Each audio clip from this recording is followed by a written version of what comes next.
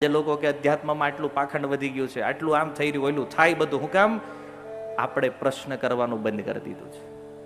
તમે કોઈ ગુરુને શરણાગત થાવ, કોઈ સાધુને શરણાગત થાવ, તમારે શરણાગત થવાનું છે, તમારી બુદ્ધિએ નહીં. આપણે શું કરવી છે ખબર? બુદ્ધિ ને આપી દઈ છે, એટલે વિચારવાનું જ બંધ. અને પછી એક જ કેસેટ હાલે, મારા ગુરુ જે કરે ને બધું કન્ફર્મ જ હોય, એમાં સંદેહ હોય જ નહીં. આમ નામ જ હલવાઈ ગયા ગુરુ કેટલાય ચેલાને લીધે. એને હજી બહાર નથી નીકળ્યા, જામીન નથી થતા અમુક ના. ભાઈ વાત સમજાય?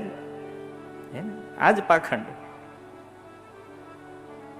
જો શાસ્ત્ર ચક્ષુષી તત્વ દેખાશે. અને આપણી સૌથી મોટી ગુજરાતીઓની કમી છે, શાસ્ત્ર વાંચતા નથી.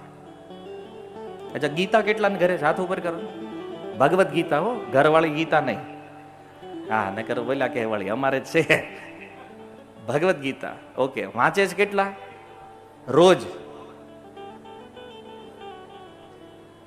5% નથી. આમાં જોવો જોઈ લો ભાઈ, કેમેરા વાળા, મારી વાત સાચી છે ને? તમને ત્યાં ન દેખાય ઉપરથી. આ તમે જેટલા બેઠા છો ને આટલી મોટી સંખ્યામાં, આમાં 5% લોકો એ નથી જે રોજ ગીતા વાંચતા હોય. અને આ બધા નક્કી કરે સારું છોકરા સંસ્કારી થવા જોઈએ, લ્યો આવશે એમના મફતમાં. અને એ એક નોટંકી તો સમજાતી જ નથી. ગર્ભમાં જયારે બાળક આવે ને ત્યારે ગીતા વાંચે, ભાગવત વાંચે, રામાયણ વાંચે. એનો મતલબ કે તમે પાક્કું સ્વીકારો છો કે ગીતા, ભાગવત, રામાયણ થી છોકરો સંસ્કારી થાય. માનો છો ને? તો પછી દીકરો જન્મે પછી બહેન હું કામ કરી દો છો? એને માય વાંચવાનું બંધ કરી દે ને, ઓલો દીકરો કદાચ વાંચે ને તો કે આ બંધ કરે, આમ ભણવાનું જ ઈ કરે જાણવાનો. અને જો એક આ ભણતરનો નશો જે એવો લાગ્યો છે અત્યારે, ગમે એ વાતમાં એજ્યુકેશન એજ્યુકેશન એજ્યુકેશન. પણ ભણતરની સાથે સાથે જો આપણું સંસ્કૃત સૂત્ર શું કહે છે? વિદ્યા વિનય સંપન્ન. વિદ્યામાં પણ જો વિવેક હોય ને તો જીવન ઉજ્જવળ બને. જો એજ્યુકેશન જીવન જીવવા માટે, વ્યવહાર માટે, ધંધા માટે જરૂરી છે, પણ એ સર્વે સર્વા નથી. આ એજ્યુકેશન સાથે જો અધ્યાત્મ જોડાઈ જાય ને તો સોનામાં સુગંધ ભળવા જેવું થાય. તમે જો આ પરંપરાના એક આચાર્ય હતા ઠાકુર ભક્તિ વિનોદ.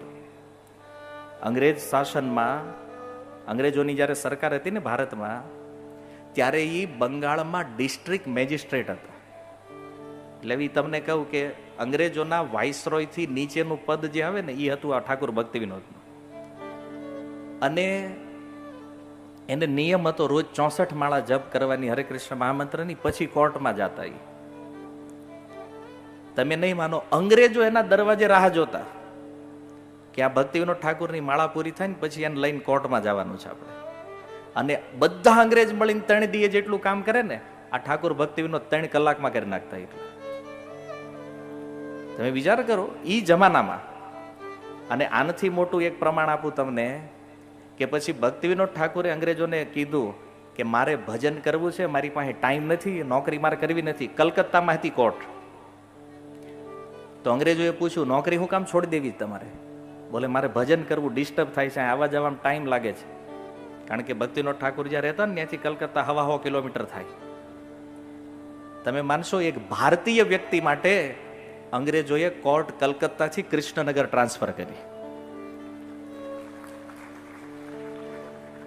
અને એ કૃષ્ણનગર આવવા જવામાં તકલીફ ન પડે તો એ કૃષ્ણનગર થી ઠાકુર ભક્તિ વિનોદના ઘર સુધી પ્રાઇવેટ ટ્રેન આપી.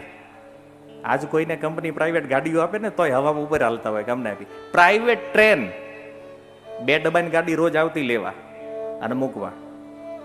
આ ઠાકુર ભક્તિ વિનોદ, આ ગૌડીય પરંપરાના આચાર્ય.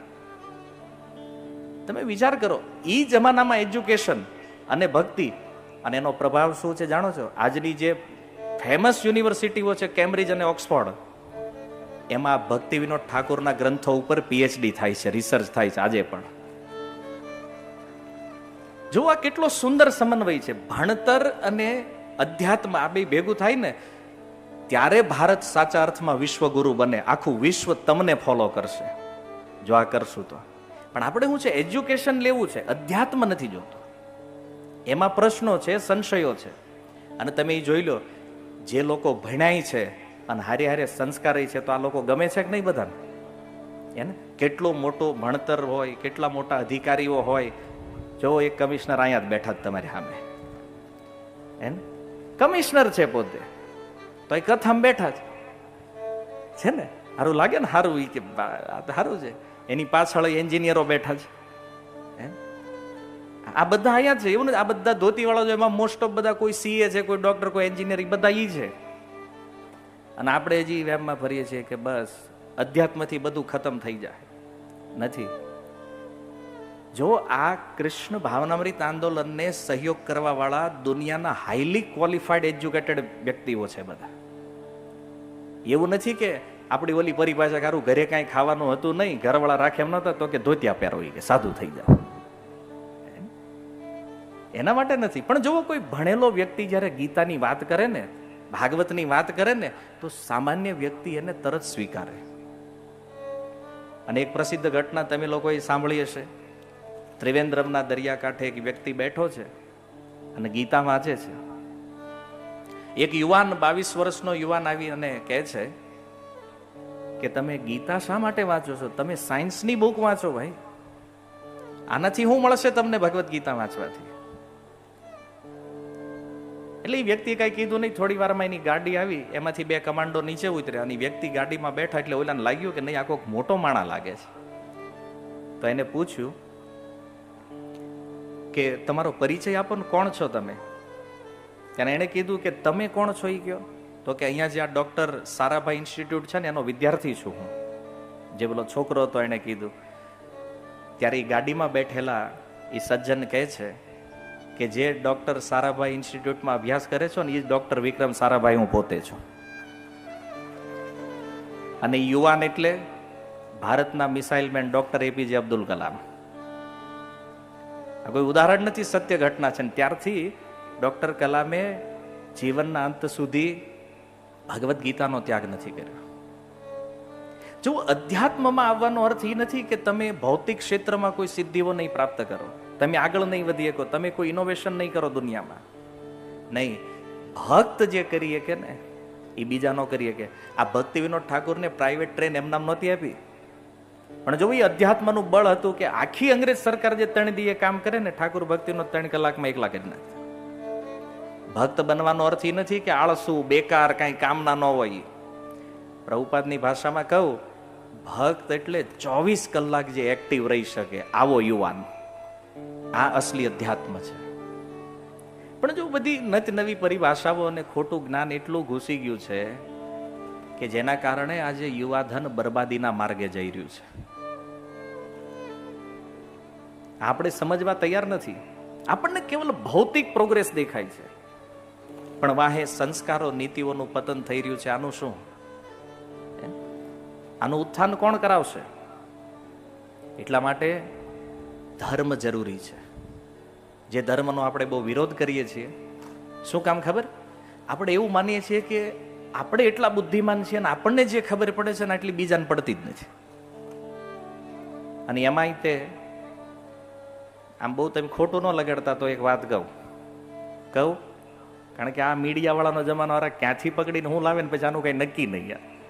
હે ને, હમણાં હું એમ કહું કે આ વરાછામાં આમ છે એટલે વળી આવીના પછી 2-4 લોકો હોય તેમ કે કેમ અમારા વિસ્તાર વિશે આમ બોલ્યા તેમ ભાઈ, તો વળી આવીને યારે પાછું સમાધાન કરવા જવાનું. મીડિયા આવ્યો એનો ફાયદો થયો, પ્રચાર થયો, પણ આ એ દૂષણ વધ્યું હારવાર એમ. હવે એને ન ગમે એટલે પછી બોલ્યું. હવે રિયાલિટી એ છે, આ ક્ષેત્રમાં અત્યારે યુવા પેઢી એવું માનવા લાગી છે કે અમને એકવાર જો ભારતના પ્રધાનમંત્રી બનાવી દે ને તો આખા દેશની સમસ્યા સુલઝાવી નાખવી. આપણને બધી જ ખબર પડે, બાકી આ બીજાને કાંઈ ખબર પડતી નથી. આ બધા યુવાનો આવે એમમાં જીવે છે. હવે એનાથી ઘર નહીં ચાલતા હરખા, એને દેશ ચલાવવો છે. આવા વેમ જયારે ગરી જાય ને પછી ભાઈ જીવવું અઘરું થઈ જાય.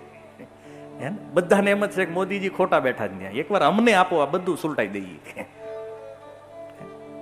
નીકળો, બહાર નીકળો આ ભ્રમમાંથી, પોતાની કેપેસિટી ઓળખો. જવો આકાશ ખુલ્લું છે, ચકલી એની સ્પીડથી, એની ગતિથી ઉડે અને બાજ એની ગતિથી ઉડે. એની કોમ્પિટિશન ન હોય યાર. ભાઈ ચકલી એમ ક્યારે ઓલો કેમ ઉપર ઉડે? ભાઈ એની શક્તિ છે. આપણે આપણી શક્તિ તો ખબર હોવી જોઈએ ને, આપણું સ્થાન, આપણું લેવલ, આપણી કેપેસિટી કેટલી છે.